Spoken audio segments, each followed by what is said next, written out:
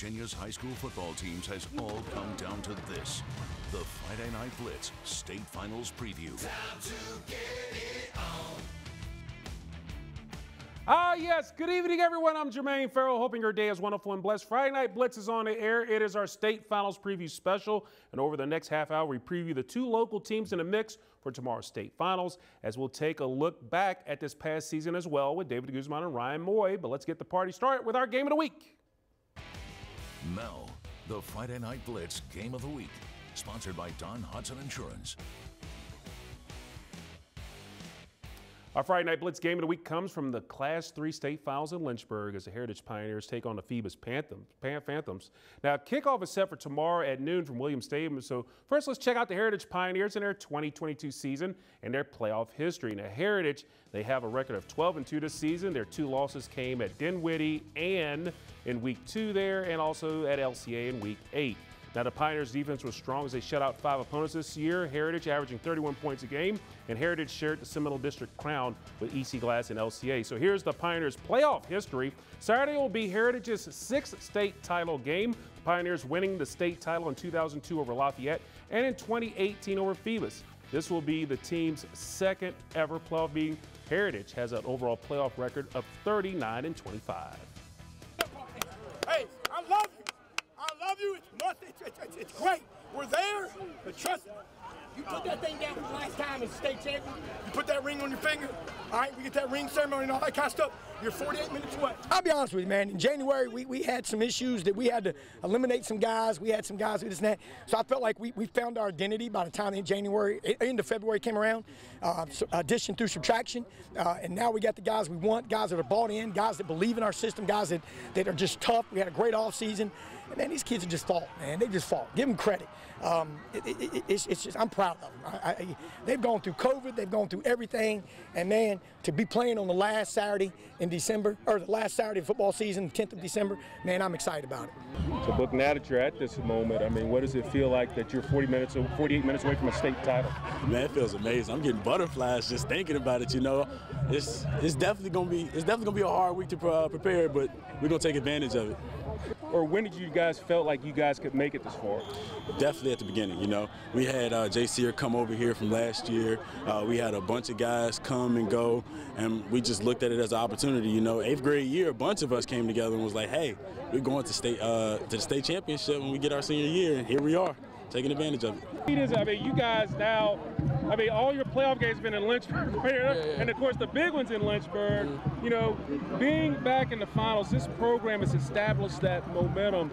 Just what's it like for you personally to be a part of this tradition?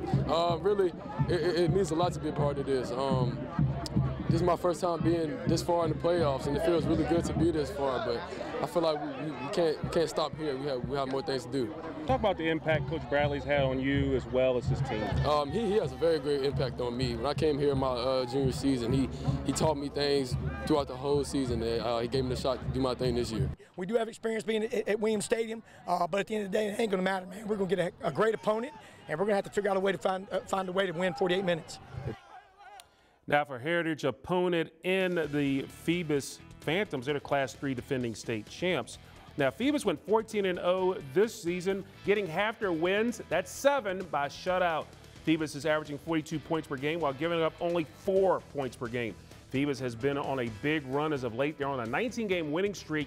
26 of their last 27 games have been wins. Now for the Phoebus Phantoms, Saturday will be their 9th state title game. They're 7-1 in title games, including last year winning over Liberty Christian in a 2021 Class 3 final, 22-14. This will be the 2nd ever meeting against the Pioneers for Phoebus as they lost to the Pioneers in a Class 3 final in 2018. Phoebus, they have a 70-20 overall playoff record. Now, when it comes to local teams, Phoebus, they have a 1-3 record in the playoffs against our local teams. In 2015, in the Class 3 state semifinals, Magna Vista won that game. The following year, in the Class 3 state semifinals, Blacksburg won. And in 2018, the Class 3 finals, Heritage got the win there. And in last year's Class 3 final, Phoebus defeated LCA. Coming up on Friday Night Blitz with our state finals preview, we take a look at the George Wythe Maroons as they battle for the Class 1 title tomorrow. Stick and stay, please. This is the Home Team Fan Cam, sponsored by Hometown Automotive Service.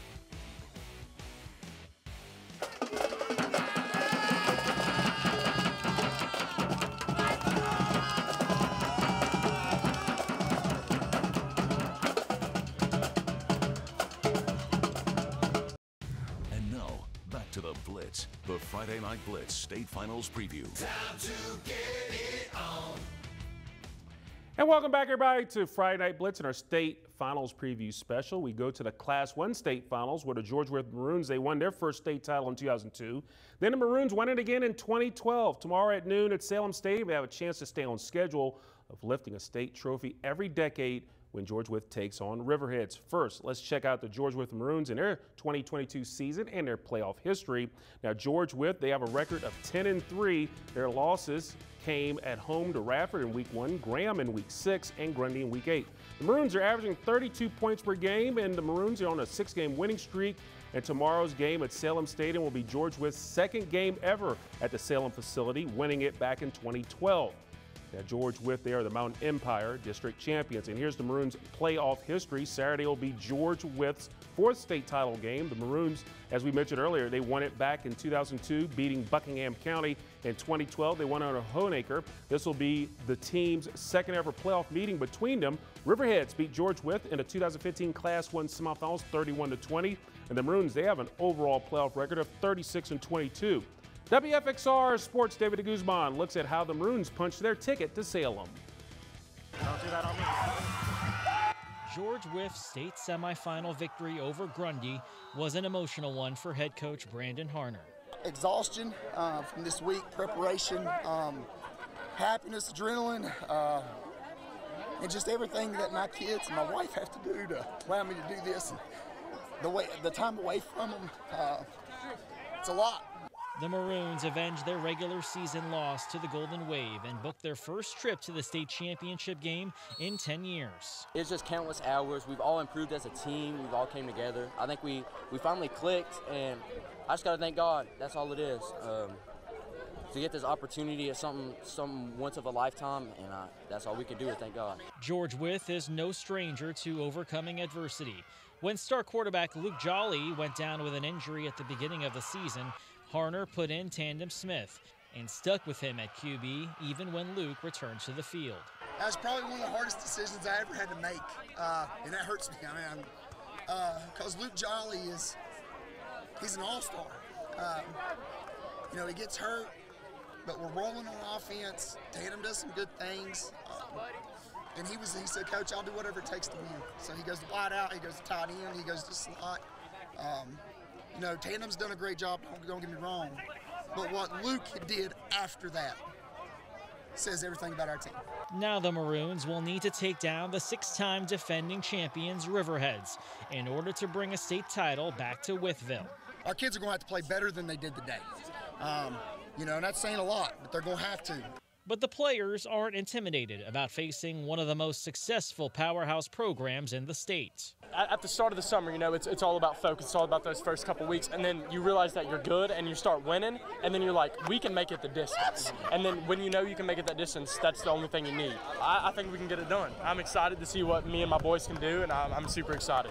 And the Maroons will be relying on their faithful fans to help get the job done in Salem. The crowd is always the biggest part. I mean, if they're giving us energy, then it gives us energy. And then when everybody's excited, that makes us excited. We definitely want the big crowd at the state game. I'd remember it for the rest of my life. It's one of those moments that you'll never forget. In Wytheville for Friday Night Blitz, David de Guzman, WFXR Sports. Thank you so much, David. Now for Georgia Wythe's opponent, the 6-time defending Class 1 champs in the Riverhead Gladiators. This year they went 11-1. The Gladiators' only loss was at home to Lord Balatot in week 3. Riverheads are averaging 39 points per game, and this is the Gladiators' 8th game at Salem Stadium with a 7-0 record, all in state title games. The Gladiators have been on a big run as they are on a 9-game winning streak, but they won 61 of their last 62 games. One side note, Riverhead's head coach Ray Norcross went to Georgia Wythe High School during his freshman year back in the 70s.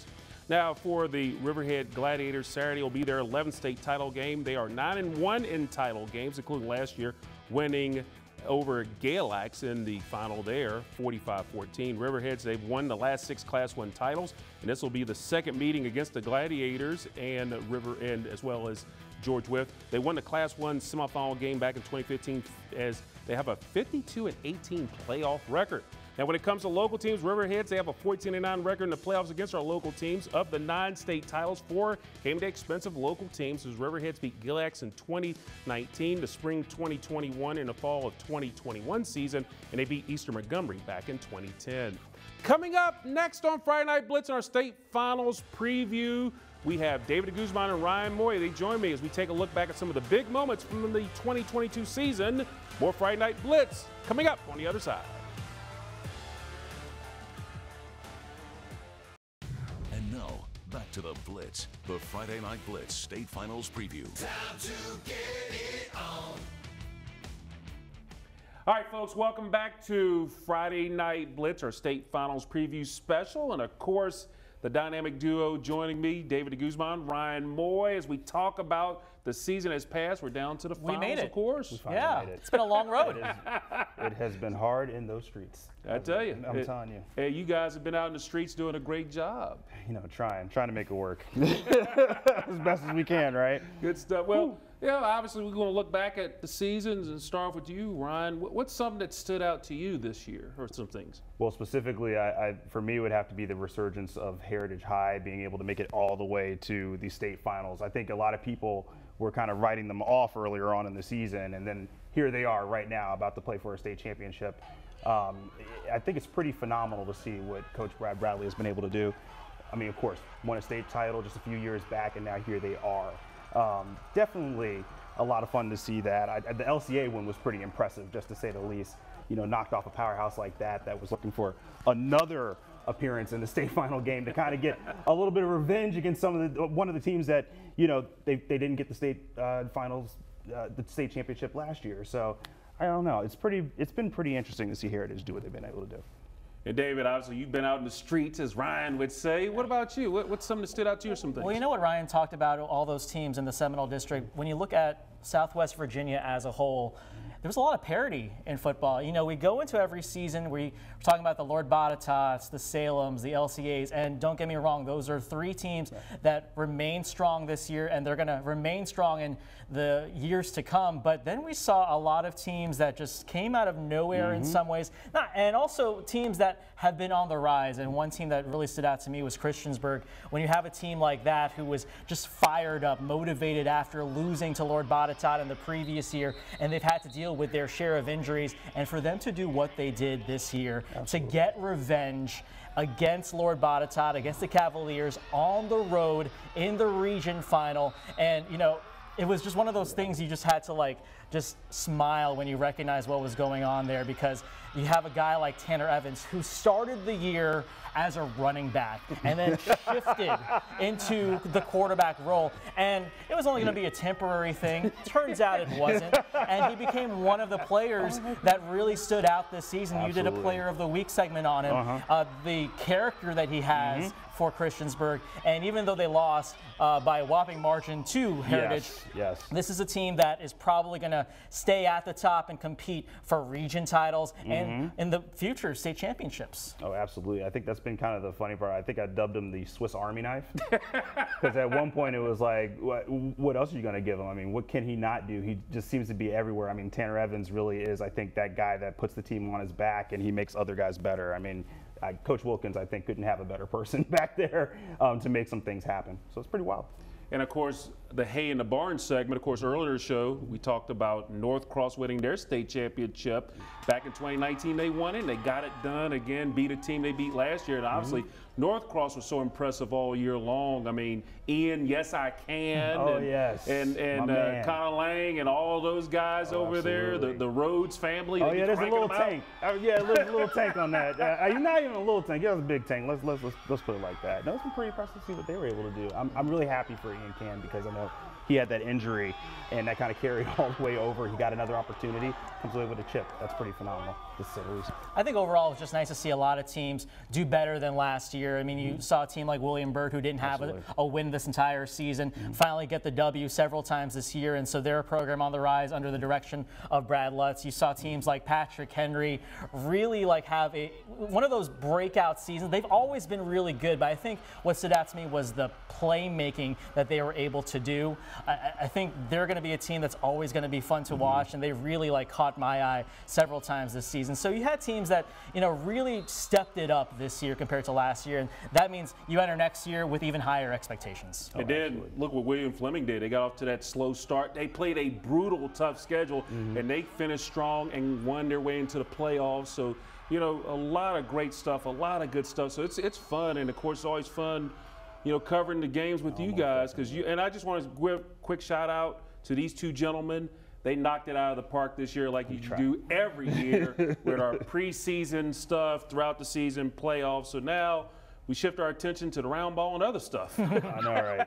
I know, right? Also, I wanted to say, shout out to EC Glass for being able to do what they were able to do. I think they went under the radar, but Midtown boys went under the radar, and Coach Woody, hey, my hat's off to those guys over there over in Lynchburg.